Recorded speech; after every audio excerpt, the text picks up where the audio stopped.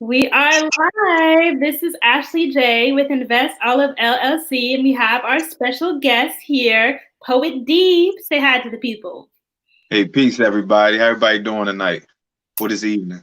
this evening. I hope everyone is doing fabulous. So, today we are going to be bringing to you a special edition of Weekend Motivation on a Saturday with Poet Deep. He is a hip hop artist and an outspoken advocate for Afrikan culture. And he places a strong emphasis on political, social, and cultural issues through his music and through the work that he does. So let's hop straight into this interview. So tell us, what drew you to the world of hip hop?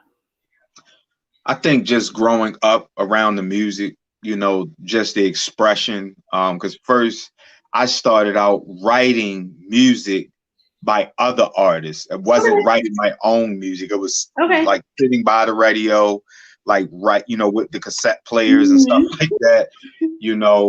Just writing what I was hearing. So it was just, I think that just the dynamic of the different sounds, the catchiness, and the dancing and stuff like that. It was so many. And then I grew up, when we used to have the box, and so I think all of those things had an appeal to me as growing up, which drew me to hip hop particularly. Awesome. And so what pushed you to want to start performing? Now you went from writing to performing. Well, performing took, that was years down the line. It's funny because the first time I ever performed was the same day that Michael Jackson died.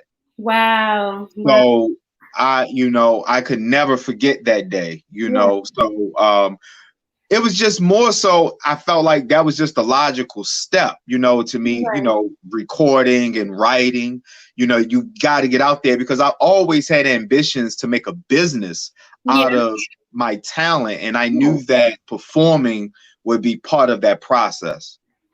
Okay. Awesome. And so what are 3 of the most memorable moments from your career to date for you? Of course, it's my first time, the music has skipped on me at the venue, so I had to improvise. It didn't go, how I planned. Okay. Another time was I was at the Auto Bar and I was performing a song I used to perform years ago called I Am Poet Deep. And like just the engagement was so high, like the people caught on to the hook like almost instantaneously, and they were saying it with me almost to the extent that parts of it I didn't have to say. And this is for a song that wasn't popular, never been on the radio, people never heard, they just clicked. Yeah, it just clicked. And the third one was it was a black-owned little small coffee shop that was by Charles Street. I cannot remember the street that it was on, but it was very, very nice. Sister named Mother Queen. It was her event, and she allowed me to feature there. And that night I performed to an acoustic set, and the feeling, the vibe, the spirit was just so powerful. I mean, it was a very small crowd, probably no more than 20 people, but it was kind of like I shifted the universe in that venue that night. Yeah, that sounds amazing. I would love to have been there and experienced that moment with you. And I'm sure you've had many other similar moments since then with your artwork. I want to thank you for that, for sharing those moments. So what message do you have for those who are going through it during this quarantine period? We're going to get back to your message, but what message do you have for those who are going through it during this quarantine period?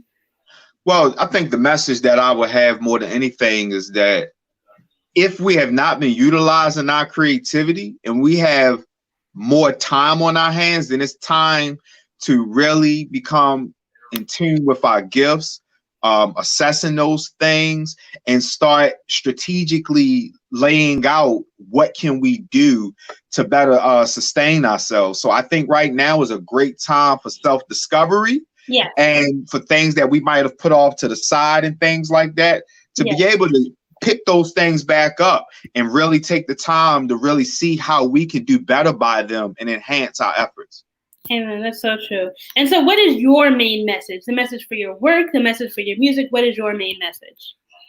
My main message is that in life, you're either going to be a victim or a victor. And the choice is yours, whether we make that subconsciously, consciously, or unconsciously. That's my main message, when it really comes down to it. Okay. All right. And so, as a father and as a family man, how would you advise other men who are fathers during this time frame? And we're going to get a little bit deeper into that, but let's start off with that. How would you advise other men who are fathers during this time frame? Well, it will go for one, assuming that these fathers are functioning in the capacity as a provider. Yeah. Okay. Is becoming more well versed at being a provider, and not just financially, but also emotionally. Yes. As men, that is something, and as fathers, that's something that we have to create. We have to create that environment for our children to be able to see emotional stability. When there's so much misinformation that's going on in the world today, it's showing them an environment of calm and things like that, an environment of intentional love, sharing and caring and things like that. So if I, was to break it down specifically for the fathers, that would be the best thing that I would say. Okay. And so that's in light of the quarantine season that's going on. What about Black fathers whose children are watching the news and seeing things like Ahmaud Arbery getting shot, or Breonna Taylor, or issues that are going on, things like that? What would you say to those fathers? How have you communicated? What message have you communicated to your children? Well, for me, I've always raised them with an awareness about what we're dealing with, living in racism and white supremacy. So with that being said, I haven't always had to pick at certain events, because it's like I've been teaching these things. Now, these are still teachable moments, but it's more so trying to keep steering them towards understanding the threat that we pose, that other people feel, the stereotypes and things like that, that other people feed into, and how we have to be about the business of true economic, cultural, and personal empowerment. Because I believe those things at the end of the day, especially economic empowerment, those are the main ways you speak. And just to be a little bit more clear, is if we're in a position where we continue to see that we have to go through an arduous task for accountability and things like that, if we were practicing more group economics and having the capability to pull our money away from their institutions and things like that, we'd be surprised of what type of response we could give just by how we spend our money. Yes. So, looking at practical things like that, Okay. And so how are you involved in the community, especially during this time when so many people are hurting and going through? Right now, I'm actually an essential worker. So I'm spending most of my time at work, but I am volunteering. It's not as much as I want to, but right now I'm volunteering. Like I have a good friend of mine who's he's a Black farmer. And he has a nonprofit and they do food distribution. So I helped him out the other day with, bagging up a lot of the meals and things like that he will be distributing to the community.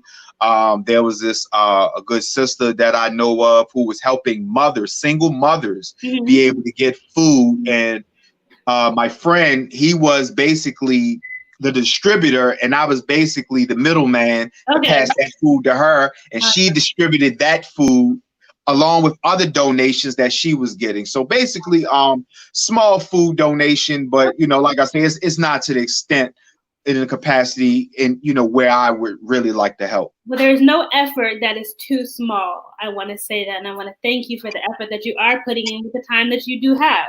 Because like I said, there's no effort that is too small. So we're getting into our last couple of questions. We're going to switch the subject back to hip hop. So what advice do you have for those who are looking to get into performing hip hop but don't know how to start? Well, it's very funny and significant right now because we're going through this quarantine period, Oh, yes. and there's no telling. You know, I'm hearing a lot of different things. I don't know for sure of when venues would be open back up, Right. but if those things were going on as normal, Yes. of course that I would say, you know, you go to your open mics, just get your feet Okay. wet. Yes. You know, And now of there are course. virtual open mics. Say it again. And now there are virtual open mics.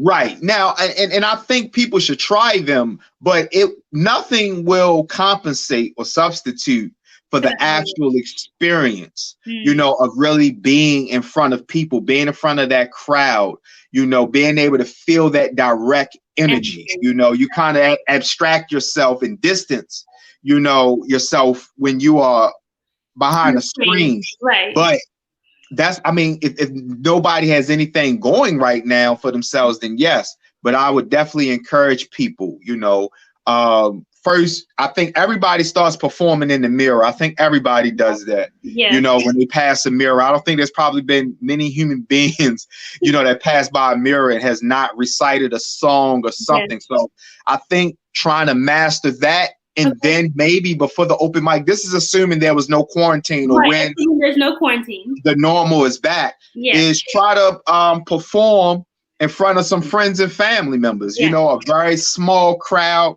you know, to get your comfort level together, even though it will not be in comparison if you find yourself performing in front of strangers one day, you know, but just to, you know, get down the repetition, you know, of being able to recite your stuff, memory, you know, because a lot of us performers, we go through a lot and we have to be able to improvise. You know, I've done performances, you know, whereas I remember the first time I opened my mouth, my whole verse left my head. Oh, wow. Like right soon, it was like right there, like I forgot everything about that first verse. And I had to freestyle that first verse, like literally. So, you know, I would just say keep practicing. And when you see an opportunity for like an open mic or somewhere that's safe to do it, you know, but definitely, you know, stick with it, you know, you know, because there's a lot of stuff that come with music that, you know, you just got to be patient. And that's so true. And so we're getting into our last couple of questions, our last two questions. What would you like to leave our audience with as we close out this episode of Weekend Motivation? I think is to have control over your mind and your time, because if you don't, someone else does. And the reason why I think that is so important and crucial, because as earthly beings, all we're doing on earth is occupying time. That's what we're doing. We're literally occupying time. And it's about what we do within this time that defines who we are and what we'll be remembered by. So we have to be the ones that, you know, fight for that control, because, you know, through social media, the internet, it's so many distractions. Yes, there are. It's so many that, you know, we can find ourselves starting to move at another pace outside of certain goals that we've set for ourselves. So I would say have control over your mind and your time. Control over your mind and your time. Yeah. We're going to leave it at that. So how can we follow you on social media? Okay. So on Facebook and Instagram, my URLs are the same everywhere. It's I Am Poet Deep. My website is IamPoetDeep.com. So everything with me is all straight I Am Poet Deep across the board. Awesome. Awesome. Well, I want to thank you so much for this interview. You have blessed us with some information, some motivation. Yeah, I hope so. With, you know, your history, you know, things that have happened in your history that we can learn from. And I want to thank you for that. Yeah, no problem. I appreciate it. All right. Well, this has been an episode of Weekend Motivation, a special broadcast, and you can follow us similarly at Invest Olive LLC on Instagram and Invest Olive LLC on Facebook. So we are out. Peace, everybody. Have a good one. Peace. All right.